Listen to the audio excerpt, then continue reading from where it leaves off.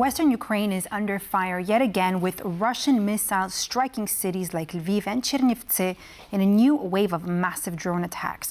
Far from the front lines, they're raising new concerns about the evolving nature of Moscow's war tactics. Meanwhile, U.S. envoy Keith Kellogg is set to visit Kyiv on Monday with a strong message, backing a proposed 500% tariff hike on Russian goods. Joining me now to discuss all this and more is Stephen Moore, founder of the Ukraine Freedom Project. Stephen, welcome. I'm so glad to have you with us here on TVP World this evening. Let me go straight into it and just ask you about the latest Russian attacks, which have continued for a third night in a row now, that have reached western part of Ukraine, targeting, like I just mentioned, Chernivtsi, Lviv, Lutsk. Why are we seeing this sudden shift in Russia's targeting strategy? What is their goal behind this exactly? Well, this is not a military strike, and Vladimir Putin does not do military strikes. He does terror strikes. And so what he's trying to do is trying to kill as many civilians as he can in order to get Ukraine to capitulate. I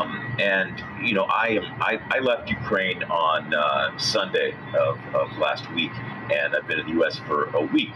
And I was there for last Thursday's attack, which was 537 drones and missiles, at the time a new record. And you have to recognize that this is all calculated, because Vladimir Putin got off the phone with Donald Trump and an hour later launched a bunch of missiles and drones into Kyiv. And so Putin is displaying his lack of respect for Donald Trump, which is something that is animating Donald Trump to be more helpful to Ukraine.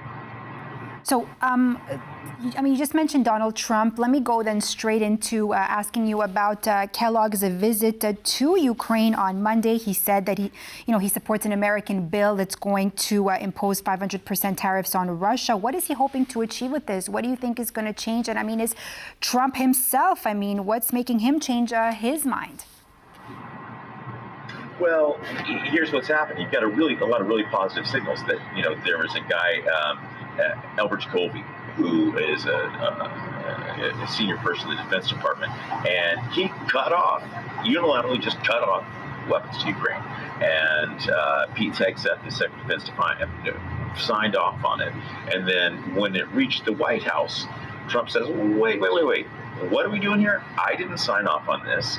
And at that same time, Putin is, thumbing his nose at Trump by sending drones and missiles into Ukraine. So Trump, I think, is fed up with Putin. There's been an education process with Donald Trump. He had the belief that Putin of today is the Putin of 2019, when he was last in office, and they had a relationship that he believed would allow him to solve the Ukraine war easily. But it's a lot more complicated, and Donald Trump is figuring that out. And, the Chinese are helping. The Chinese recently said that it's not in their interest for Russia to lose the war in Ukraine, or they just like it being there because it diverts American attention away from China. So we're learning all these things. Donald Trump is learning all these things, and he's taking the rational action. Stephen, but let me ask you this. Say this new deal goes through, right? This new bill, goes through. Do you think that, how realistic is it for it that that these sanctions are actually going to be able to shift the Kremlin's tactics?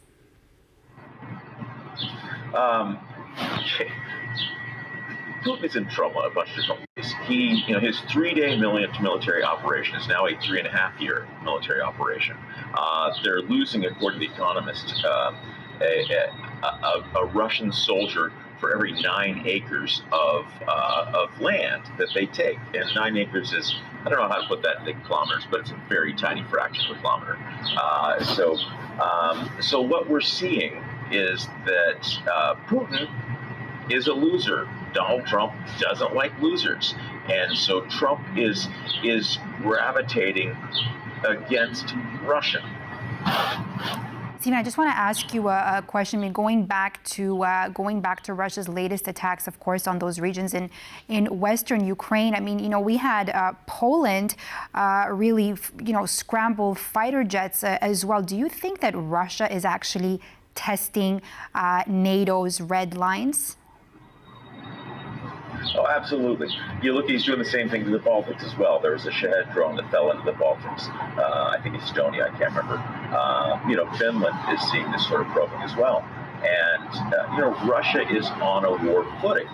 And they are, I don't know about Poland, but here in America, you pick up something and it doesn't say made in Russia on the bottom. Russia doesn't really make things. Russia pumps oil and gas out of the ground, and gold and diamonds, and they make weapons of war. So it's not like, Putin's going to stop the war in Ukraine and then go back to making televisions and computers, because Russia doesn't make televisions and computers. So they're geared up for war. They're a gas station with an army. And so Putin will be satisfied until he regains all the former countries of the Soviet Union. Well, we'll also see how this trip with Keith Kellogg will unfold in Ukraine. Thank you so much, Stephen Moore, founder at the Ukraine Freedom Project, for all your input with us here this evening. Thank you. Always great to be with you. And that's all from me here from World News Tonight on TVP World. I'm Diana Skaya. Thanks for watching, and do stay with us for more news, features, and exclusive commentary on TVP World.